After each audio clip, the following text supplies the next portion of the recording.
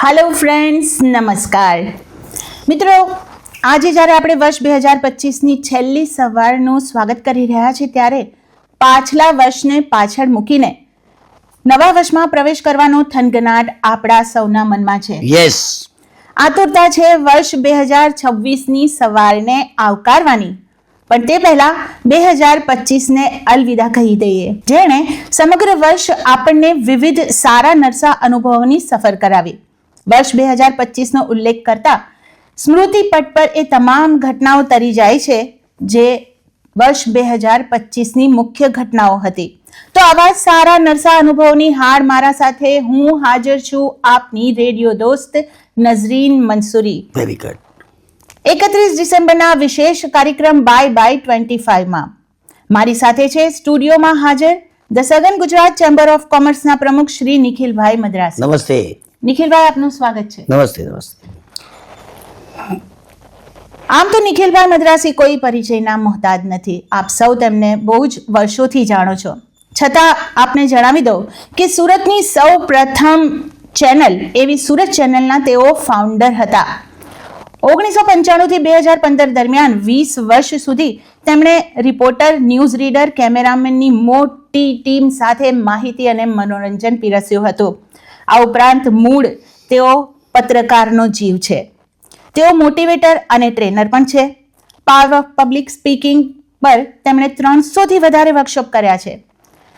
તેઓ નિખિલ મદ્રાસી marriage બ્યુરોના founder છે। તેઓ પેજ 3 મેગેઝિનના એડિટર છે અને ચેમ્બર ઓફ કોમર્સમાં તેમની સફર વિશે બસ ખાલી આટલું જ કહીશ કે 1988માં તેઓ ચેમ્બરના સભ્ય બન્યા હતા અને આજે તેઓ પ્રેસિડેન્ટ છે। નિખિલભાઈ, આપનું સ્વાગત કરું છું સ્ટુડિયોમાં। જી, તો નસરીનબેન, 2025ની જે વીતેલી વાતો એમાં કેટલાક સુખના સંસ્મરણો છે પણ કેટલીક દુઃખી થયેલી ઘટનાઓ પણ છે, પરંતુ આ બંને સુખદ અને દુઃખદ ઘટનાઓની વચ્ચે આપણે કાર્યક્રમમાં આગળ વધીશું અને આપણા દર્શક મિત્રોને એક એવું મનોરંજન પીરસીશું કે જેઓ લાંબા સમય સુધી યાદ રાખે। બિલકુલ। તો દર્શક મિત્રો, શરૂઆત કરીએ જાન્યુઆરીથી। જાન્યુઆરીમાં મહાકુંભ મેળો, આસ્થા અને ભક્તિનો પવિત્ર સંગમ 13 જાન્યુઆરીથી 26 ફેબ્રુઆરી 2025 દરમિયાન પ્રયાગરાજમાં યોજાયેલા આ કુંભ મેળામાં વિક્રમ સર્જક 66 કરોડ લોકોએ સ્નાન કર્યું હતું। આ વર્ષનો મહાકુંભ મેળો 144 વર્ષ બાદ એક મહાસંયોગ હતો એમ કહું તો ખોટું નથી અને આ શુભ સંયોગમાં પવિત્ર સંગમમાં ડૂબકી લગાવવા કરોડો શ્રદ્ધાળુઓ બસ, ટ્રેન, વિમાન મારફતે પ્રયાગરાજ પહોંચ્યા। લાખો સાધુ સંતો કુંભ મેળાની શાન બન્યા હતા। શ્રદ્ધાળુઓ માટે સંગમ સ્થાન પર કદી ન જોઈ હોય એવી શાનદાર વ્યવસ્થા કરાઈ હતી અને આ કુંભ મેળાની વિશિષ્ટતા એ હતી કે કોઈ પણ પ્રકારની વિપરીત ઘટનાઓ નહોતી બની। એમાં જે રીતે ખોવાઈ જતા હતા લોકો, તે લોકોને પાછા મેળવી આપવા માટેની જે વ્યવસ્થા હતી, ચોખ્ખાઈ કઈ રીતે રાખી શકાય એનું એક મહા અભિયાન જે રીતે હાથ ધરવામાં આવ્યું હતું, I think it was amazing અને એને કારણે આ મહાકુંભ મેળો એ 2025મો શિરમોર રહ્યો। તો મિત્રો, મહાકુંભ મેળાની સાથે સાથે જે બીજી એક મહત્વની ઘટના બની તે 16મી જાન્યુઆરી 2025ના રોજ ઈસરોએ 2 ઉપગ્રહો SDX-01 અને SDX-02 ને ભ્રમણ કક્ષામાં ડોક કરીને સ્પેડેક્સ સફળતાપૂર્વક પૂર્ણ કર્યું। સ્પેડેક્સ મિશન હેઠળ આ 2 ઉપગ્રહોને અવકાશમાં સફળતાપૂર્વક ડોક કરનાર ભારત વિશ્વનો ચોથો દેશ બન્યો। 19 જાન્યુઆરીએ ખોખોના વર્લ્ડ કપમાં ભારતની પુરુષ અને મહિલા ટીમો ચેમ્પિયન બની।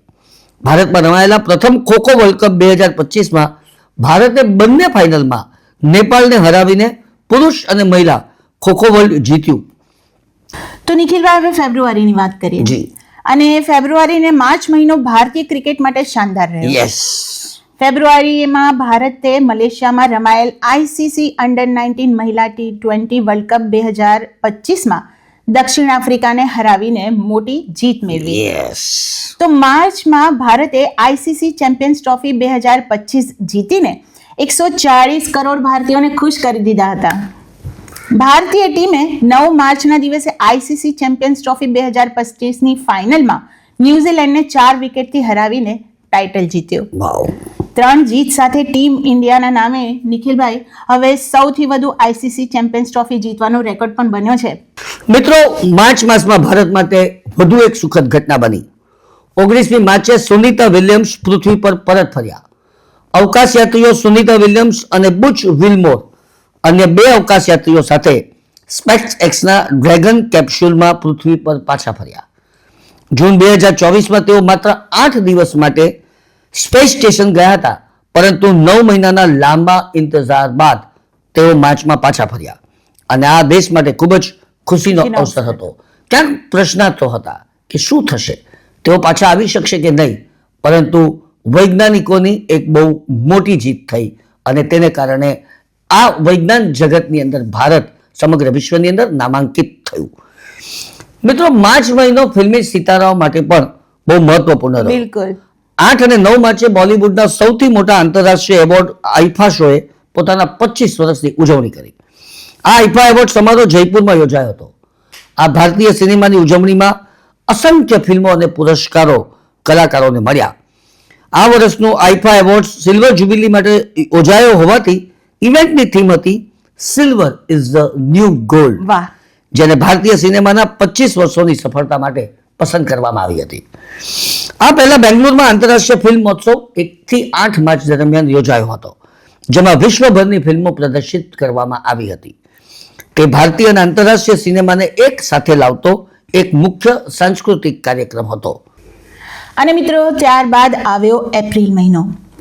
22 એપ્રિલના રોજ દેશમાં સૌથી મોટો હુમલો થયો. આતંકવાદીઓએ માનવતાને તાર કરી નાખી અને ધર્મ પૂછીને બહેનોનું સિંદૂર ઉજાડી નાખ્યો. અનંતનાગ જિલ્લાના પહેલગામ નજીક મનોહર બેસરણ ખીરમાં લગભગ 26 લોકો આ આતંકી હુમલામાં માર્યા ગયા હતા. કેન્દ્રીય એજન્સી સૂત્રોના જણાવ્યા અનુસાર પાકિસ્તાન સ્થિત પ્રતિબંધિત લશ્કરે તૈયબા એટલે કે એલિટ ટી જૂથના ધ રેઝિસ્ટન્ટ ફ્રન્ટ TRF આતંકવાદી હુમલાની જવાબદારી સ્વીકારી હતી. આ ઘટના બાદ ભારત દેશ સંપૂર્ણપણે નિખિલભાઈ એલર્ટ મોડ પર આવી ગયો હતો. હુમલામાં જીવ ગુમાવનાર ભારતીય નૌકાદળના લેફ્ટનન્ટ વિનય નરવાલની પત્ની હિમાંશીનો પતિના મૃતદેહની બાજુમાં બેઠેલો એક ફોટો વાયરલ થયો અને ત્યારબાદ લોકોમાં ભારે રોષ અને જુસ્સાની લાગણી જન્મી. દેશના દરેક ધર્મ અને જાતિના લોકો આતંકવાદ વિરુદ્ધ એક મંચ પર આવ્યા. આનાથી સમગ્ર રાષ્ટ્રમાં એકતાના દર્શન પણ થયા. નિખિલભાઈ, દેશમાં શાંતિ અને સૌહાર્દપૂર્ણ વાતાવરણે વિશ્વને સંદેશ આપ્યો કે અમે ભારતવાસીઓ એક છે, એક હતા અને એક રહીશું. આ એક બહુ હૃદયદ્રાવક ઘટના હતી અને તેને કારણે તમામ ભારતીયોના જુસ્સાની અંદર જબરદસ્ત વધારો થયો હતો. એક તરફ દુઃખની લાગણી હતી, એક તરફ આક્રોશની લાગણી હતી અને લાગતું હતું કે ગમે ત્યારે આ આક્રોશ કોઈક ના કોઈક સ્વરૂપે પ્રગટ થશે. અને આપણે આ પણ જણાવી દઈએ કે ગુજરાતે પણ એમાં સહન કરવું પડ્યું હતું. ગુજરાતના 3 લોકો આ હુમલાનો ભોગ બન્યા હતા. ભાવનગરના પિતા પુત્ર યજ્ઞેશભાઈ અને સુમિતભાઈ પરમાર તેમજ સુરતના શૈલેષભાઈ કલથિયા આ હુમલામાં જાન ગુમાવ્યો હતો. પણ મે મહિનો આતંકવાદ વિરુદ્ધ ભારતની સૌથી મોટી કાર્યવાહી લઈને આવ્યો, જ્યારે વિશ્વને એક મક્કમ સંદેશો આપ્યો કે ભારત હવે આતંકવાદને નહીં સાખી લે. સાથે જ આહવાન કર્યું કે સમગ્ર વિશ્વ આતંકવાદ વિરુદ્ધ એક મંચ પર આવે. પહેલગામની ઘટના બાદ સમગ્ર દેશ આતંકવાદ વિરુદ્ધ ભારતનો જે જુસ્સો અને બદલો જોવા માંગતો હતો અને આખરે તે થયું. પહેલગામમાં થયેલા આતંકવાદી હુમલાના જવાબમાં ભારતીય સેનાએ ઓપરેશન સિંદૂર હેઠળ તારીખ 6 અને 7 મેની રાત્રે પાકિસ્તાન અને પાકિસ્તાન કબજા હેઠળના કાશ્મીર એટલે કે POKમાં 9 આતંકવાદી ઠેકાણાઓ પર જોરદાર હવાઈ હુમલા કર્યા. આ ઘટનાથી બહલાવપુર અને મુરીદકે હચમચી ઉઠ્યું. ભારત જૈશે મોહમ્મદ અને લશ્કરે તૈયબાના 100 થી વધુ આતંકીઓને તેમના કેમ્પ સાથે ધ્વસ્ત કરી દીધા. આ દરમિયાન ભારત અને પાકિસ્તાન વચ્ચે યુદ્ધ જેવી સ્થિતિ પણ ફાટી નીકળી હતી. આતંકવાદ વિરુદ્ધ ભારતનો આક્રોશ શમવાનું નામ લેતું નહોતું અને અંતે પાકિસ્તાન ઘૂંટણે આવ્યું અને ભારતે યુદ્ધ વિરામ કર્યો. જો કે ઓપરેશન સિંધુની ગૂંજ મહિનાઓ સુધી સંભળાતી રહી. માનનીય વડાપ્રધાન શ્રી નરેન્દ્રભાઈ મોદીએ દુશ્મન દેશને સંદેશો આપ્યો કે ઓપરેશન સિંદૂર હવે સતત ચાલતું રહેશે અને ભારતનું આ ન્યૂ નોર્મલ છે. મિત્રો, મે મહિનો ભારત વિશે વિશ્વ ફલક પર પોતાની ગતિશીલતા અને સફળતા નોંધાવવાનો હતો. જ્યાં ઓપરેશન સિંદૂર દ્વારા ભારતે વિશ્વના અનેક દેશોનું સમર્થન પ્રાપ્ત કર્યું, ત્યાં જ જાપાનને પાછળ છોડીને ભારત વિશ્વની ચોથી સૌથી મોટી અર્થવ્યવસ્થા બની.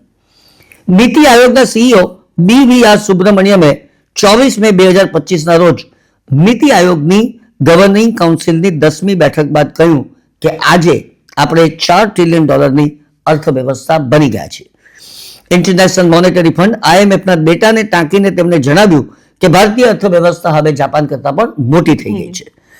ભારતે આ સિદ્ધિ હાંસલ કરીને ઇતિહાસ રચ્યો છે. હવે માત્ર અમેરિકા, ચીન અને જર્મનીની અર્થવ્યવસ્થાઓ ભારતથી આગળ છે. અને હવે વાત કરીએ જૂન મહિનાની.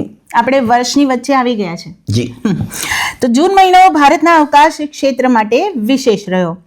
2025માં ભારતે અવકાશ ક્ષેત્રમાં મહત્વપૂર્ણ સિદ્ધિઓ હાંસલ કરી, પરંતુ વર્ષની સૌથી મોટી સિદ્ધિ એ હતી જ્યારે 25 જૂનના રોજ શુભાંશુ શુક્લા આંતરરાષ્ટ્રીય અવકાશ મથક પર પહોંચનાર પ્રથમ ભારતીય અવકાશ યાત્રી બન્યા. વાવ. એક્સિયોમ 4 મિશનના ભાગરૂપે તેમની યાત્રા દરમિયાન તેમણે આંતરરાષ્ટ્રીય અવકાશ મથક પર લગભગ 18 દિવસ વિતાવ્યા. માઇક્રોગ્રેવિટી પ્રયોગો કર્યા અને ધરતીથી શરૂ કરીને વિશ્વની સૌથી પ્રખ્યાત અવકાશ પ્રયોગશાળા સુધી તેમણે ભારતનું નેતૃત્વ કર્યું. વાવ, અમેઝિંગ. આ ઉપરાંત 4 જૂન 2025ના રોજ આખરે વિરાટ કોહલીની RCB ટીમને IPL ટ્રોફી મળી અને RCB ના ચાહકોના વર્ષો જૂના ઇંતજારનો અંત આવ્યો. નસીન, ચોક્કસ કહી શકું કે IPL એક ભારતની અર્થવ્યવસ્થાનો બહુ મોટો ભાગ બની ગયો છે. અને IPL ની લગભગ બધી જ મેચોની અંદર કરોડો દર્શકો એને ટીવી પર નિહાળતા હોય છે. એને કારણે જાહેરાતની પણ જે સંખ્યા વધી, જાહેરાતની આવકની સંખ્યા વધી, અને આ બધું અર્થતંત્ર છે તે પૈસા ફરતા રહેવા જોઈએ. કોઈ પણ એકના ખિસ્સામાંથી બીજાના ખિસ્સામાં પૈસા આવે એ કોઈ પણ અર્થવ્યવસ્થાની નાડ છે એમ પણ કહી શકો. ને IPL તે બાબતની અંદર જબરદસ્ત સફળતાપૂર્વક સાબિત થયું છે એમ પણ કહું તો ખોટું નથી. પણ આ ઘટનાની સાથે સાથે જૂનમાં સમગ્ર દેશ અને વિશ્વને હચમચાવી નાખતી ઘટના બની, જેના વિશે જાણીને દેશવાસીઓના આંખમાંથી આંસુ સરી પડ્યા.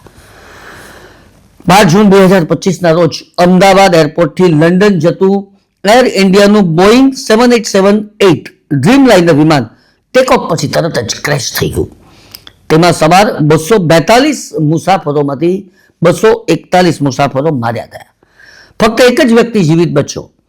આ અકસ્માતમાં ગુજરાત રાજ્યના પૂર્વ મુખ્યમંત્રી શ્રી વિજયભાઈ રૂપાણી પણ માર્યા ગયા હતા.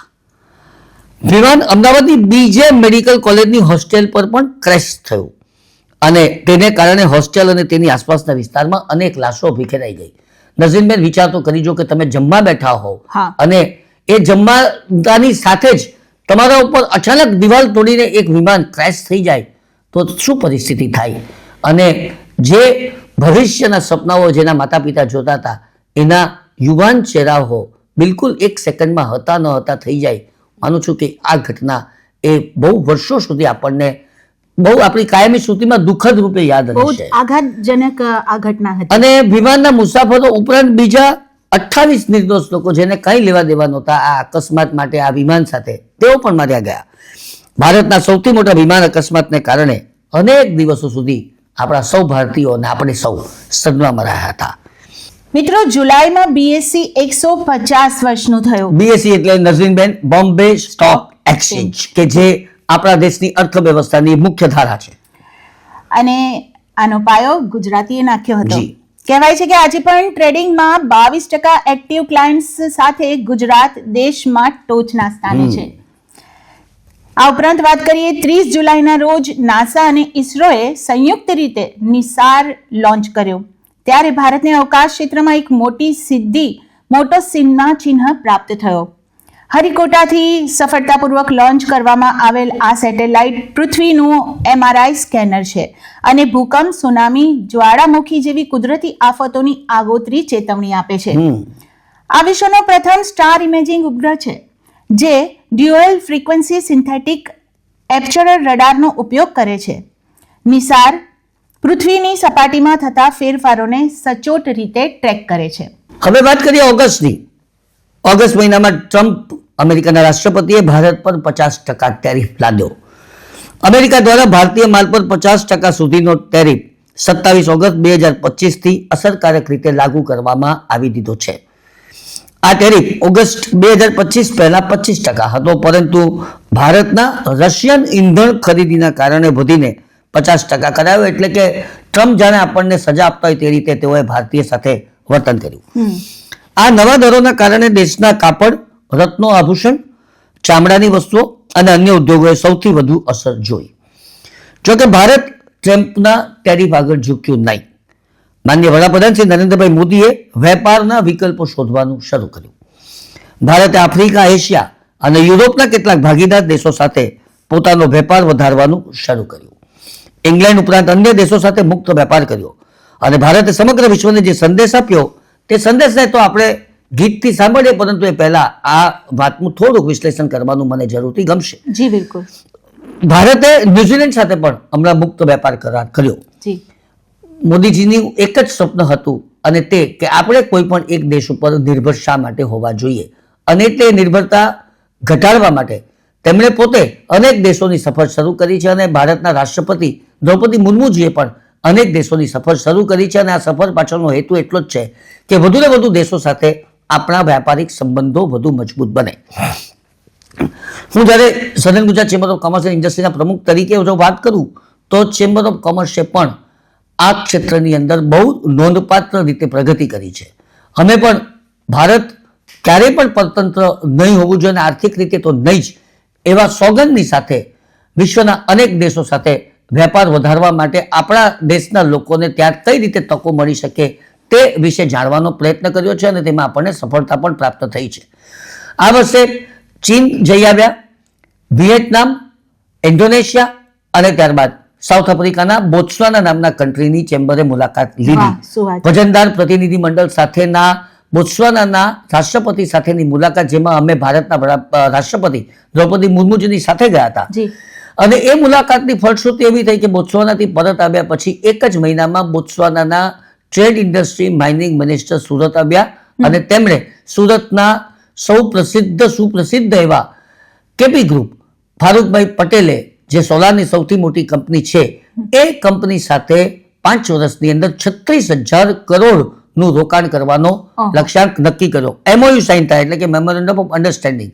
અને હવે જ્યારે બોત્સવાનાના રાષ્ટ્રપતિ સુરત આવી રહ્યા છે તારીખ 22, 23, 24, 25 જાન્યુઆરીના રોજ, ત્યારે એ MOU ને સાચા અર્થની અંદર કોન્ટ્રાક્ટમાં સાઇન કરવાની દિશાની અંદર આપણે આગળ વધી રહ્યા છીએ. વાહ, સુરત માટે આ બહુ મોટી ઘટના છે. અને ફેબ્રુઆરી માસની અંદર હજુ સાઉથ આફ્રિકાના 2 દેશો, ખાસ કરીને ઇથોપિયા અને ઘાનાની મુલાકાતે અમે જઈ રહ્યા છીએ. માર્ચ મહિનાની અંદર લિસોટો અને ઝિમ્બાબ્વેની મુલાકાતે પણ જઈ રહ્યા છે. ઝિમ્બાબ્વેના ઉપરાષ્ટ્રપતિ કોઈ એક ચેમ્બરને માન આપીને એક રાષ્ટ્રના આટલા મોટા વડા સુરતમાં આવ્યા હોય તેવી પણ એક ઘટના 2 મહિના પહેલા આકાર લઈને રહી. એટલે હું માનું છું કે આ એટલા માટે જરૂરી છે કે અલગ અલગ દેશો સાથે વેપાર કરીને વેપારની ક્ષિતિજો કેવી રીતે વિસ્તારી શકાય એનો આ એક નમૂનો છે તેમ પણ કહી શકું. સપ્ટેમ્બરમાં ભારતે દેશવાસીઓને એક મોટી ભેટ આપી. 2025નું નેક્સ્ટ જેન જીએસટી 22 સપ્ટેમ્બરથી લાગુ થયું, એટલે કે જીએસટી 2.0. આ સુધારા હેઠળ જીએસટીના સ્લેબને સરળ બનાવવામાં આવ્યો અને જીવન જરૂરિયાતની વસ્તુઓ પર 5% અને 18% એમ 2 મુખ્ય દરોમાં ફેરવવામાં આવ્યો. સાથે જ હાનિકારક અને લક્ઝરી વસ્તુઓ માટે 40% વિશેષ દર પણ લાદવામાં આવ્યો. આ નવા સુધારા મુજબ 33 જીવન રક્ષક દવાઓ, ડાયગ્નોસ્ટિક કિટ, આરોગ્ય અને જીવન વીમા પ્રીમિયમ પર લાગતો જીએસટી શૂન્ય કરી દેવામાં આવ્યો. આ પગલાંની લાંબી અસર થશે. જીએસટીની અંદર દરોમાં ઘટાડાની સાથે જ જીએસટીની આવક વધી, કારણ કે લોકો વધુ પ્રેરિત થઈ રહ્યા છે જીએસટી ભરવા માટે, અને એ જ ગણતરી હતી. અને અત્યારે આપણા દેશની મુખ્ય આવક જ જીએસટી છે. અને હું માનું છું કે આ સુધારાઓના કારણે હજુ વધુ આવક તરફ આપણે સૌ પ્રેરિત થઈશું તેવું મને આ સુધારા પરથી લાગી રહ્યું છે. સપ્ટેમ્બરમાં સુરતમાં દેશની પ્રથમ સુરત ગ્રીન વ્હીકલ પોલિસી 2025 પણ લોન્ચ કરવામાં આવી. માનનીય વડાપ્રધાન શ્રી નરેન્દ્રભાઈ મોદીના જન્મદિવસે આ પોલિસી લોન્ચ કરાઈ. પ્રદૂષણ મુક્ત પરિવહનને પ્રોત્સાહન આપવા અને ઈ મોબિલિટીના ક્ષેત્રે સુરતને દેશના અગ્રણી શહેર તરીકે સ્થાપિત કરવા સુરત મહાનગરપાલિકાએ ક્રાંતિકારી પગલું ભર્યું. અભિનંદન સુરત મહાનગરપાલિકાને. જી બિલકુલ. અને મિત્રો, મહાનગરપાલિકાને વધુ એટલા માટે અભિનંદન આપવા ઘટે કે 1994માં કહેવાતા પ્લેગને કારણે બરબાદ થયેલો આપણું આ Surat, the dirtiest city of the world, 2025ની અંદર સુપર સ્વચ્છ સર્વેક્ષણ લીગમાં સમગ્ર દેશની અંદર પ્રથમ સ્થાન પ્રાપ્ત કરીને ક્લીન સિટી ઓફ ઇન્ડિયા તરીકે જાહેર કર્યું. એટલું જ નહીં, છેલ્લા 3 વર્ષના સમયગાળામાં 8થી વધુ એવોર્ડ મહાનગરપાલિકા જીતી ચૂકી છે. ટૂંકમાં બહુ બોધપાઠ શીખ્યો અને બહુ બોધપાઠ શીખ્યા પછી આપણે જે પ્રગતિ કરી છે એ કોઈ પણને માટે પ્રેરક છે તેમ કહી શકું. મિત્રો, 28 સપ્ટેમ્બરે ભારતે એશિયા કપ 2025ની ટ્રોફી જીતી.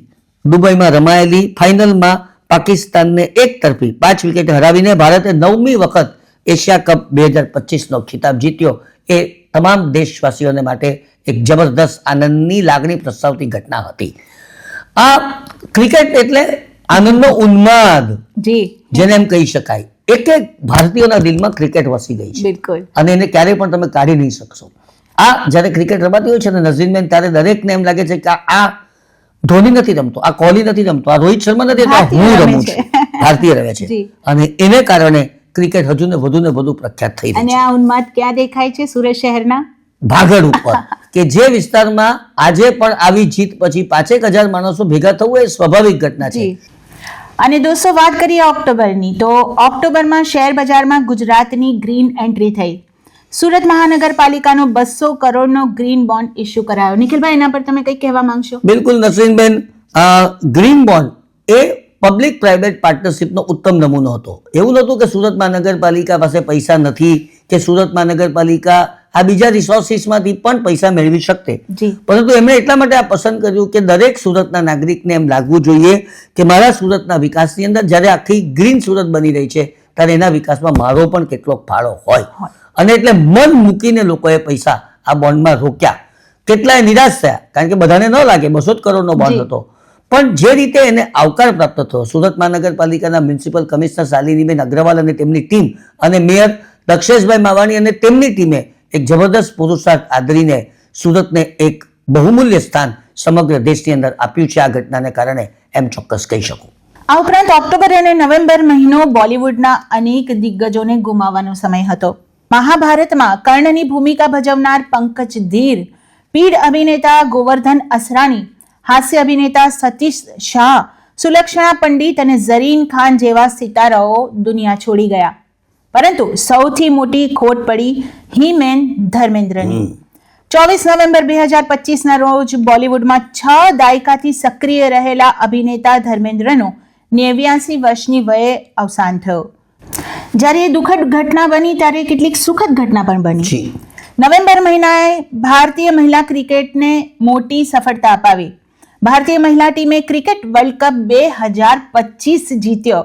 ભારતીય મહિલા ટીમે 2 નવેમ્બરે નવી મુંબઈમાં આયોજિત ફાઇનલ મેચમાં દક્ષિણ આફ્રિકાને હરાવીને પોતાનો પહેલો ICC ODI વર્લ્ડ કપ જીતીને ઇતિહાસ રચી દીધો. માનો કે એક અમેઝિંગ ઘટના હતી અને મહિલાઓને કારણે આ ક્રિકેટ પણ હવે એટલી બધી પ્રખ્યાત થઈ ગઈ છે કે આ મેચો પણ હવે જ્યારે પ્રસારિત કરવામાં આવે છે તે ત્યારે કરોડો દર્શકો તેને મળી રહે છે.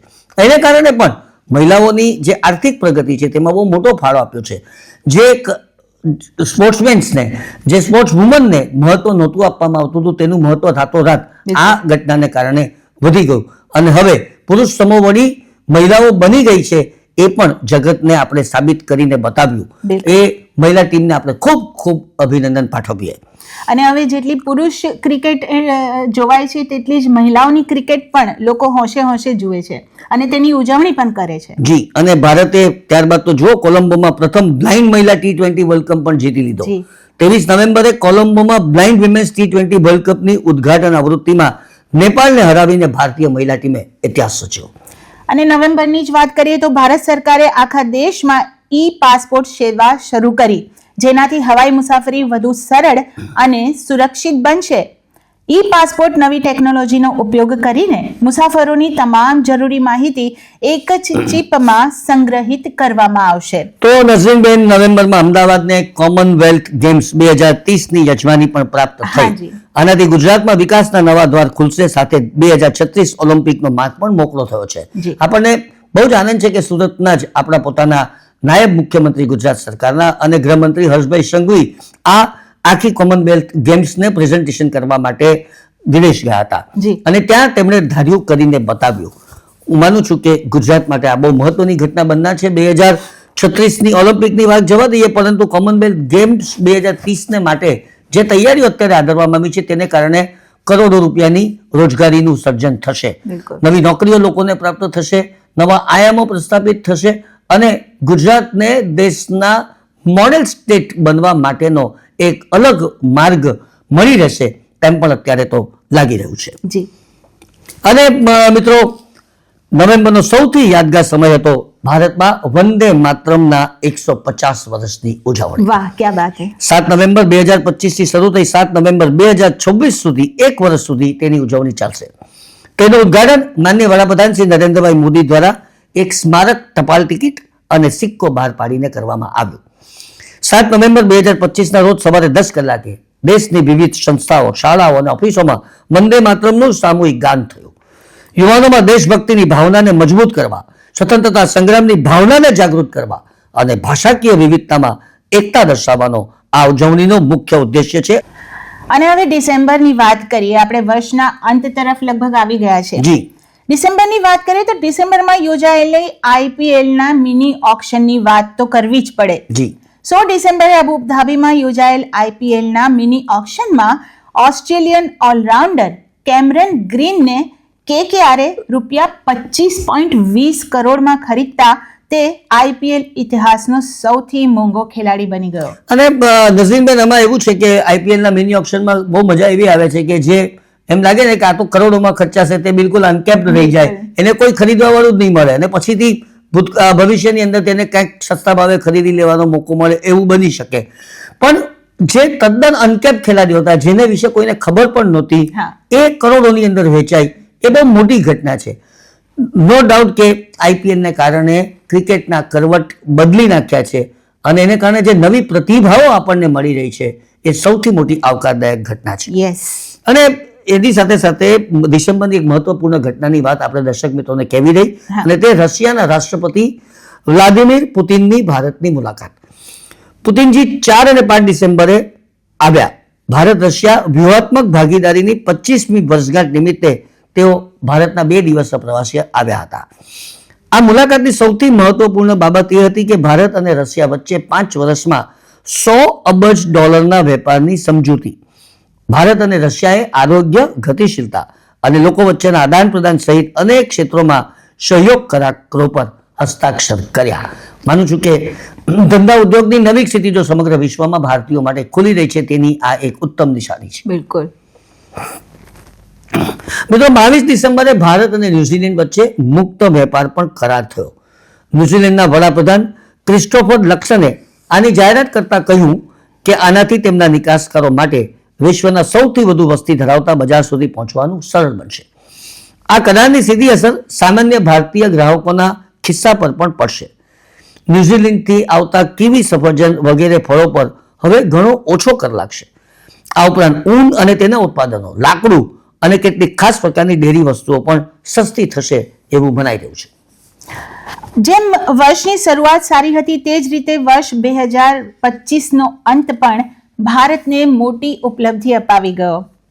24 ડિસેમ્બરની સવારે ઇસરોએ પોતાનો સૌથી મોટો, સૌથી ભારે બ્લુ બર્ડ બ્લોક 2 લોન્ચ કરીને ઇતિહાસ રચી દીધો. સતીશ ધવન સ્પેસ સેન્ટર શ્રી હરિકોટાથી ઇસરોએ બ્લુ બર્ડ 2 કોમ્યુનિકેશન સેટેલાઇટનું સફળતાપૂર્વક લોન્ચિંગ કર્યું. આખરે આશરે 6.5 ટન એટલે કે 6500 કિલોગ્રામનો આ સેટેલાઇટ ભારતીય ધરતી પરથી લોન્ચ કરાયેલો સૌથી ભારે કોમર્શિયલ પેલોડ છે. આ સેટેલાઇટનો ઉદ્દેશ સામાન્ય સ્માર્ટફોન પર સીધી સેલ્યુલર બ્રોડબેન્ડ કનેક્ટિવિટી એટલે કે 4G 5G પ્રદાન કરવાનો છે, જેથી દુનિયાના દૂરસ્થ વિસ્તારોમાં પણ ઇન્ટરનેટ સેવા મળી શકે. મિત્રો, જાન્યુઆરીથી ડિસેમ્બર સુધીના વીતેલા વર્ષની આપણે વાત કરી, પરંતુ આ ઉપરાંત વર્ષ દરમિયાન ભારતને ગૌરવ બતાવનાર અનેક મહત્વપૂર્ણ ઘટનાઓ બની ગઈ. સંરક્ષણ મંત્રાલયે 2025ને સુધારણાના વર્ષ તરીકે જાહેર કર્યું, જેમાં ઇન્ટિગ્રેટેડ થિયેટર કમાન્ડ્સની સ્થાપના, ત્રણેય સેનાઓ જળ, થલ અને વાયુ સેના વચ્ચે તાલમેલ વધારવા, સંરક્ષણ ખરીદીને સુવ્યવસ્થિત કરવા અને એઆઈ, સાયબર અને અવકાશ જેવા નવા ક્ષેત્રોમાં ઉભરાતી તકનીકોને અપનાવવા પર ધ્યાન કેન્દ્રિત કરવામાં આવ્યું છે, જેથી ભારતના સશસ્ત્ર દળોને તકનીકી રીતે અદ્યતન અને ભવિષ્યના પડકારો માટે તૈયાર કરી શકાય. 2025માં ભારતે ટેકનોલોજીકલ સ્વનિર્ભરતા અને ડિજિટલ વિકાસ તરફ પણ મોટી પ્રગતિ કરી છે. ધ્રુવ 64 1.0 GHZ સ્વદેશી માઇક્રો પ્રોસેસર વિકસાવવામાં આવ્યું, જે સ્ટાર્ટઅપ ઇકોસિસ્ટમને મજબૂત બનાવશે અને વૈશ્વિક રોકાણને પણ આકર્ષશે. Quantum technology, cloud AI platform અને કૌશલ્ય વિકાસ કાર્યક્રમોએ દેશને ટેકનોલોજી અને નવીનતામાં અગ્રણી તરીકે સ્થાન આપવામાં મદદ કરી. આ ઉપરાંત માઇક્રોસોફ્ટે દેશમાં $17.5 બિલિયન રોકાણનો કરાર કર્યો. વાવ. કંપની 2026 અને 2029 વચ્ચે ભારતમાં આ રોકાણ કરશે. તો મિત્રો, આ હતી વીતેલા વર્ષોની યાદો. આશા છે તમને આજનો આ વિશેષ કાર્યક્રમ જરૂર ગમ્યો હશે. જી. તમારા પ્રતિભાવ અમને જરૂરથી જણાવજો. દોસ્તો, વીતેલું વર્ષ જેવું પણ હતું વીતી વીતી ગયું. હવે આવનાર વર્ષ માટે આપણા સૌને માટે સુખ, સમૃદ્ધિ, પ્રગતિ, હેલ્થ, વેલ્થ, વિકાસ અને જીવનમાં નવો પ્રકાશ લાવે તેવી શુભકામનાઓ સાથે વિદાય લેવાનો આ સમય છે. તો મિત્રો, મને નિખિલ મદ્રાસીને અને મારી સાથે આ જે નઝરીન મંસૂરી તે સહિત આ આકાશવાણીના સુરતના પ્રોગ્રામ એક્ઝિક્યુટિવ કમલેશભાઈ મિશ્રા, તકનીકી મદદનીશ દીપકભાઈ ચૌહાણ અને કેમેરામેન રાહુલ તાંડલેકરને રજા આપશો. Bye bye 25.